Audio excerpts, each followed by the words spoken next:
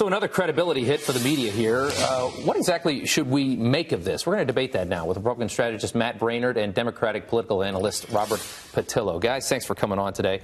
Starting off here, here's from the special counsel's office from Peter Carr. I mean, they never say anything really. So for them to come out with a statement was a big deal. BuzzFeed's description of specific statements to the special counsel's office and characterization of documents and testimony obtained by this office regarding Michael Cohen's congressional testimony are not accurate. And then you go back to BuzzFeed with that, basically saying, hey, there's a big problem with your story. BuzzFeed says we've reconfirmed our reporting. We've seen no indication that any specific aspect of our story is inaccurate. We remain confident in what we've reported. Robert, I want to start with you. What do you make of this?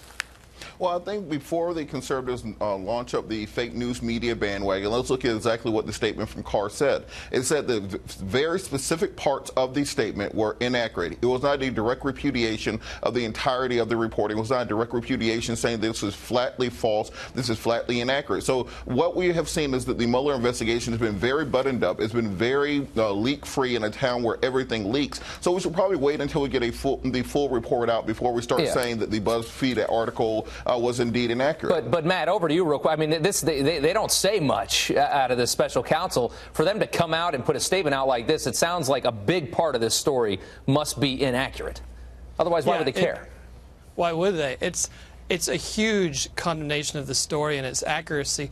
And it's important to remember that stories like this aren't really the result of some reporter doing careful detective work and sleuthing around like Columbo. This story was professionally pitched by a source. And what happens here is that the source will start with, a high-profile media company like the New York Times or the CNN, and these stories sometimes get rejected because of credibility problems like the dossier. But the dumping ground for stories that have these credibility problems has reliably been BuzzFeed.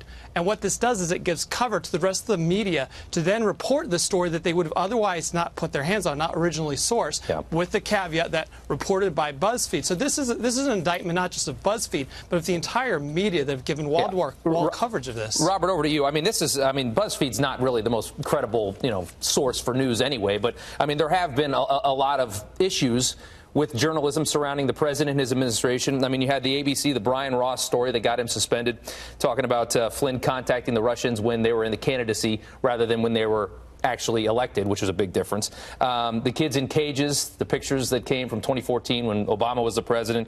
You had the $50,000 curtains that were paid for by the Obama administration. The CNN and the Scaramucci Russia thing that led to 3 CNN journalists resigning. There have been a number of, I guess you would say, hit jobs that ended up being false about this administration. What does that do to the credibility of the media? Well, I think often since we're in this gotcha culture, we have people who are trying to scoop other people and not doing regular journalistic integrity. If you look all the way back at Dan Rather with the Memo Gate versus George Bush in 2004, he lost his entire career for chasing one of these stories. So I think the news media has to get out of this gotcha media, out of this idea, I'm going to be the person to bring down this administration, and report on the federal budget deficit, report on the shutdown, report on things that average Americans care about, and not these crazy political issues that the fringe wants to address. The reason that people have no faith in the news media now and go to sources like BuzzFeed and The Onion is because the regular journalists are not doing their jobs anymore. Matt, over to you. I mean, the media definitely has some issues, but the president also tends to call everything negative about him fake news, which is not true either. Well, I just want to take a moment to agree with my friend here. I agree with everything he said, including putting BuzzFeed and The Onion in the same sentence. And look, the thing is that so much of we've seen studies that show 90% of the media covering the president is negative. So, yeah, I guess it's hyperbole when he condemns fake news media. Well, I guess there's 10% he's not really talking about, and of course not our friends here at Fox News. But it's so overwhelmingly critical of him that I think it's justified for his blanket condemnation. And I think the rest of the media in this. I don't think you can blanket condemn the entire media as fake news, that's for sure. But he does get a lot of ammo from these fake stories. Yeah, he does, and they keep giving him more. And the question that has to be answered from these other media outlets is, if this story was pitched to them first and they declined it because of credibility issues, why are they covering it now as if it's the gospel with the caveat, as reported by BuzzFeed? They need to be held accountable for that. We'll see where BuzzFeed goes with this at this point. Guys, thank you so much for your time. We appreciate it. Thanks anytime.